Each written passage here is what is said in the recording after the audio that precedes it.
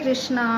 भगवत गीता 8वां अध्याय भगवत प्राप्ति, जहाँ पे आखिरी श्लोक जो है 23 से 28, ये श्लोक में 7वें अध्याय जो भगवत ज्ञान है और 8वां अध्याय भगवत गीता का जो भगवत प्राप्ति है। तो यहाँ के दोनों अध्याय का सार लगभग ये आखिरी श्लोकों में भगवान दे रहे हैं। तो हम जीवन में हर कोई आनंदी रहना चाहता है और ये आनंद होने के लिए हर कोई जीव यहाँ पे प्रयास करता है। वो कष्टदायी प्रयास रहता है तो भी, तपस्या होती है तो भी, अल्टीमेटली उसे जो फल है कि मुझे आनंदी मेरा जीवन बनाना है। तो सब हमारे हाथ में जीवन में क्या है क्या नहीं है। तो हम जो प्रयास कर रहे हैं जो हमारे हाथ में है, लेकिन सबसे बड़ी जो मनुष्य जीवन, जन्म और मृत्यु, ये दो के बीच में हमारा जीवन है। हमारे हाथ में हमारा जन्म नहीं था, लेकिन पूरा जीवन भर यहाँ पे योग प्रणाली जो भगवान ने दी है और अंततः ये ऐसे योग प्रणाली में रत जो लोग हैं उनका अंत क्या होता है। तो ये प्रश्न अर्जुन द्वारा कृष्ण को पूछा जा रहा है और भगवान कृष्ण यहाँ पे उत्तर दे रहे हैं। तो दो प्रकार के जीवन है मनुष्य जीवन। एक है मनमाने ढंग से अपने तर्क से ही जीवन व्यतीत करना है और दूसरा है योग प्रणाली। योग प्रणाली का अर्थ है कि जीवन में मैं कौन हूँ, जो आत्मा हूँ, ये ज्ञान से समझना। फिर ये शास्त्र द्वारा जो भगवान का अंश है और वो आधा अपूर्ण है और वो पूर्ण जो परमात्मा है, भगवान है, उनसे वो युक्त होता है। तो उसका अर्थ है योग। योग की प्रणाली का अर्थ है जो है सृष्टि के नियम, ये सृष्टि के परे जो पराशक्ति है और हम भी एक पराशक्ति है, लेकिन हम तटस्थ शक्ति है। तो ये तटस्थ शक्ति जो जीवात्मा है, ऐसे जो पराशक्ति है, शाश्वत आनंदमय शक्ति है, उससे जुड़ती है। जुड़ने का अर्थ है जो है शास्त्र द्वारा जो नियम दिए हैं उनको फॉलो करके ये खुद को अंदर जो है हमारी खुद की पहचान, आत्मा के बाद एक परमात्मा है, वो जानने का प्रयास और उसके बाद ये ज्ञान के बाद जो है उसके संतुष्टि हेतु वो कार्य में रत होना, इसे योग कहते हैं। तो योगी एक रहते हैं कि हमारे ही मन गढ़न पद्धति से हर कार्य करना, और योगी जो है वो भी कार्य करते हैं, लेकिन वो सब कार्य के लिए भगवान से जुड़ के भगवान के प्रसन्न के लिए कार्य करते हैं। तो योगी में अलग अलग लोग हैं, जैसे कर्म योगी है, ज्ञान योगी है, ध्यान योगी है। तो ये कर्म योगी कर्म द्वारा भगवान से, परमात्मा से जो है जुड़ते हैं। ज्ञान योगी ज्ञान से जुड़ते हैं। तपस्वी जो हो ध्यान योगी है, अलग अलग तपस्या करके जो जुड़ते हैं। लेकिन ये तीनों का भी जो है फल है कि उन्हें एक स्वार्थ है कि मुझे भगवान से जुड़ना है, लेकिन कुछ फायदे के लिए। तो मुझे अच्छा जन्म चाहिए, मुझे ये जन्म मृत्यु से छुटकारा चाहिए, जो ज्ञानी करते हैं, ज्ञान योगी में स्थित है। और तपस्वी जो ध्यान योगी में है, वो कुछ तो सिद्धि मुझे चाहिए, जैसे ऊंचा लोक में जाना है। तो ऐसे अष्टकामी जो सिद्धि है, जो है अघिमा, लघिमा, जो अणिमा, अलग अलग प्राप्ति, ईशिता, वशिता, ये कुछ तो प्राप्त करने के लिए ऐसे योग करते हैं। तो अल्टीमेटली ये एक प्रकार के उद्देश्य लेके जीवन जो जीने वाले हैं और कुछ विधि विधान का पालन करके सिस्टमैटिक पद्धति से जो जीवन व्यतीत करते हैं, उन्हें योगी कहते हैं। और एक है मन माने ढंग से करते हैं। तो अल्टीमेटली जो मन माने ढंग से है, उनका जो रिजल्ट है वो जो है कि सृष्टि के नियम लांग के अपने मन माने ढंग से करते। तो माने ना माने, कि जैसे हम बोलते कौन किसने देखा है मृत्यु के समय क्या होता है, मृत्यु के बाद क्या होता है।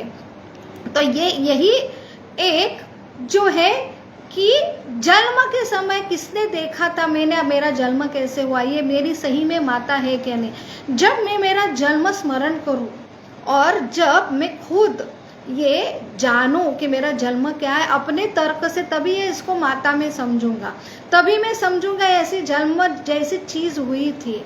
तो ये सही सही मूर्खता। वैसी ही मृत्यु के बारे में भी हम जज नहीं कर सकते कि मृत्यु का अनुभव जो है वो करना, ये हम भी लिमिटेड जीव है और ये सृष्टि के नियम कार्यरत होते हैं। और ये तुम मानो या ना मानो, ये सिस्टमेटिक वे से जन्म भी होता है, सिस्टमेटिक वे से मृत्यु की जो है ये मृत्यु की गति भी होती है। तो यहाँ पे आखिरी 5वें अध्याय में 5वें श्लोक में 8वें अध्याय में ये मृत्यु के समय, आप कौन से समय में आपकी मृत्यु होती है और उसके द्वारा आपको गति जो आपका मृत्यु के बाद का प्रवेश निश्चित होता है। तो ये सब योगी के लिए, क्योंकि कृष्ण को अर्जुन ने पूछा है कि ये इतने जीवन में कुछ फॉलो करते हैं, योग प्रणाली फॉलो करते, फिर उनका क्या होता है। तो अलग अलग योग है, लेकिन सबसे जरूरी उनकी समय जो है मृत्यु का, वो समय के अनुसार बहुत ही जरूरी है, वो समय के अनुसार उनकी गति। योगी अपनी मृत्यु का जो समय निश्चित कर सकते हैं।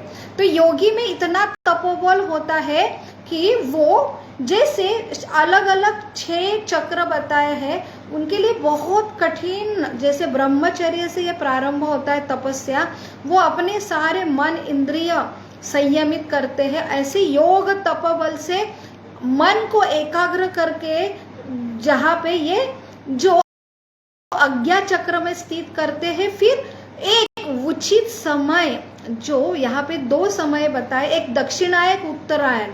तो ये सूर्य की जो राशि में प्रवेश करते हैं, तो ऐसा जो काल है वो मकर संक्रांति में, जहाँ पे मकर राशि में सूर्य प्रवेश करता है, वहां से उत्तरायण प्रारंभ होता है 6 महीने का कालावधि, और फिर एक दक्षिणायन 6 महीने का कालावधि। तो ऐसा बताया जाता है ये उत्तरायण, जहाँ पे भीष्म पितामह खुद बाणों की सैया में, उनके पास ऐसी इच्छा मृत्यु वरदान था, इसलिए वो ये समय का इंतजार कर रहे थे। तो ऐसे उत्तरायण में अगर शरीर, ये आत्मा, ये शरीर त्यागता है तो उसे उच्च गति ऐसी प्राप्त होती, जहाँ पे जन्म मृत्यु फिर से ये चक्कर में आत्मा ना आए। तो ऐसे एक समय कि जो आयोजन कर सकता है वो एक तो इच्छा मृत्युधारी जैसे भीष्म पितामह, नहीं तो ये तपस्वी खुद ये ऐसे उचित समय में अपना जो आत्मा है वो ऊर्ध्व गति से ऊपर से वो छोड़ते हैं, तब उन्हें ऐसी गति प्राप्त होती है। तो ये योगी जो है, जो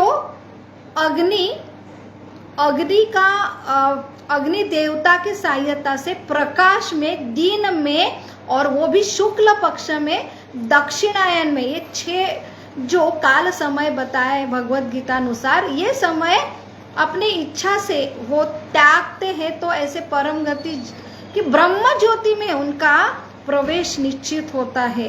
तो ये उनकी गति होती है। और अगर मृत्यु के समय, अगर रात के समय हो, धूका हो, ये जो है कृष्ण पक्ष का काल समय है और दक्षिणायन है, तो ऐसे जो है यहाँ पे अगर मृत्यु होती है तो मृत्यु के समय ये आत्मा वो समय शरीर त्यागता है, तो उसे फिर से ये जन्म मृत्यु के जो भौतिक जगत में आना पड़ता है। तो इसलिए जो योगी तपस्वी के बारे में ये यहाँ पे निश्चित किया गया है। तो ये हमारे लिए, हमारे हाथ में नहीं है, लेकिन तपस्वी ये इतनी तपस्या करने के बाद उनको ये प्राप्ति होता है। और जिनकी इच्छा है भोग करने की, ऐसे ये योगी ये अगर दक्षिणायन में ऐसे समय में अगर त्यागते हैं तो उन्हें चंद्रलोक में प्रवेश मिलता है। लेकिन जिन्होंने कोई योग तपस्या की नहीं, कोई विधि विधान पालन नहीं किया है, उनको तो हम जो है उनकी गति जो इच्छा है, उनके कर्म है, उसके हिसाब से उन्हें डाला जाता है और वो भी ये जन्म मृत्यु के भौतिक जगत में ही आते हैं। तो इसलिए बहुत ही जरूरी है ऐसा काल, लेकिन हमारे हाथ में काल नहीं है।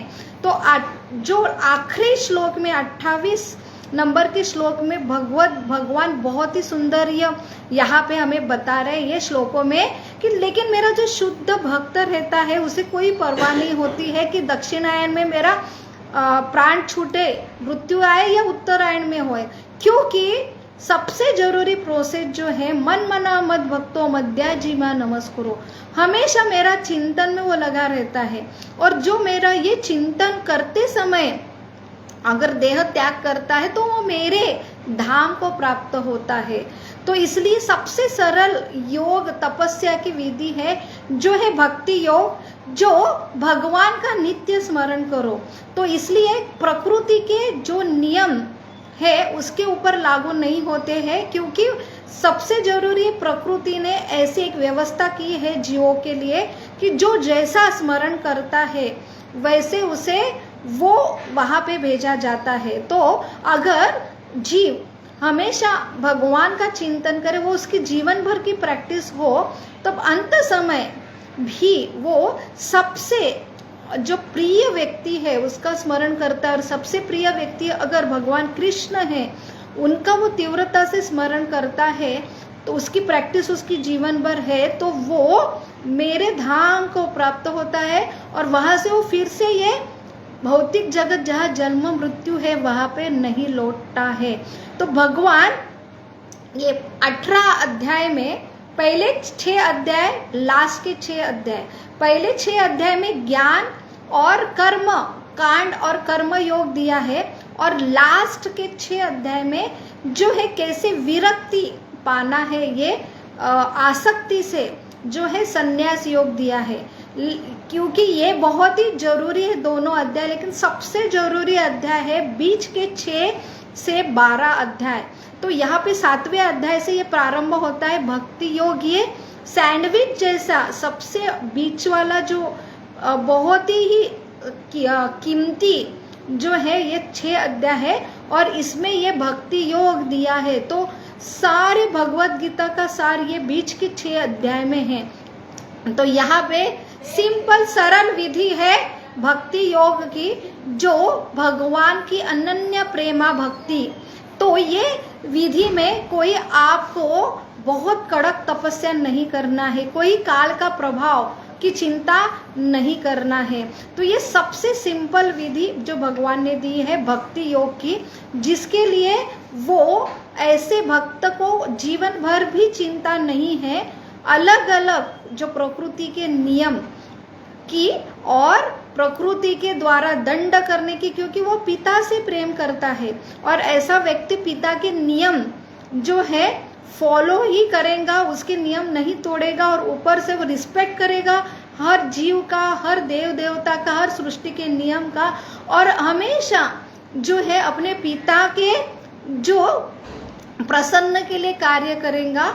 और जिसकी कोई अभिलाषा नहीं होती है वो हमेशा सिर्फ सेवा के मोड में ही हर कार्य करेगा, और ऐसा अंत में भी उसे कोई चिंता नहीं, कोई मुहूर्त की चिंता नहीं, और मेरा क्या होगा इसकी भी चिंता नहीं, क्योंकि पिता से प्रेम करने वाला है, वो पिता के ऊपर पूरा निर्भर है, और वो पिता के ऊपर पूरा उसका विश्वास है जहाँ मेरे पिता लेके जाए। लेकिन एक है कि वो परम जो भगवान है उनसे वो प्रेम में रत होता है, इसलिए वो निश्चित ही परम भगवान के पास ही वो जाता है, और वहाँ से उसे फिर से ये जन्म मृत्यु के जो भौतिक जगत में फिर से लौट के वो आता नहीं। ये सबसे बड़ा सार भगवत गीता का ये 8वें अध्याय में सबसे लास्ट श्लोक में हमें भगवान खुद जो पिता है वो हमें समझा रहे हैं। हरे कृष्णा कृष्ण कृष्ण हरे हरे,